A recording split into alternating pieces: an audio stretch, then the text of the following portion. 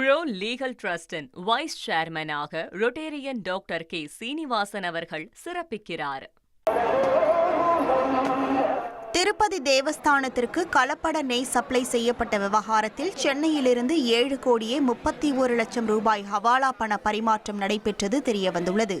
திருப்பதி கலப்பட நெய் விவகாரம் தொடர்பாக சிறப்பு விசாரணை குழு தாக்கல் செய்துள்ள குற்றப்பத்திரிகையில் தேவஸ்தானத்திற்கு வழங்கப்பட்ட நெய்யில் விலங்கு கொழுப்பு, மீன் கொழுப்பு மிக மிக குறைவாக இருந்ததாக தெரிவிக்கப்பட்டுள்ளது. ஆய்வுகள் பலவற்றில் கலப்பட நெய்யில் அதிக அளவில் பாமாயில் கலந்திருப்பது கண்டறியப்பட்டுள்ளது. 2022-2023 இடைப்பட்ட ஆண்டுகளில் 1,12,000 கிலோ கலப்பட நெய் திருப்பதி தேவஸ்தானத்திற்கும் 2021 முதல் 2022 ஆண்டுகளுக்கு இடைப்பட்ட காலத்தில் 11,30,000 கிலோ கலப்பட நெய் ஆந்திராவில் உள்ள மற்ற கோவில்களுக்கும் திண்டுக்கல் மற்றும் உத்தரகாண்டை சேர்ந்த நிறுவனங்கள் சப்ளை செய்தது தெரியவந்தது.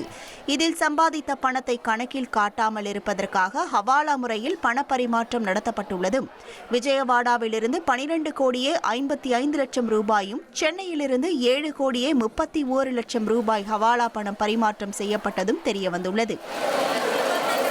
ப்ரோ லீகல் டிரஸ்டின் வைஸ் சேர்மனாக ரொட்டேரியன் டாக்டர் கே சீனிவாசன் அவர்கள் சிறப்பிக்கிறார்.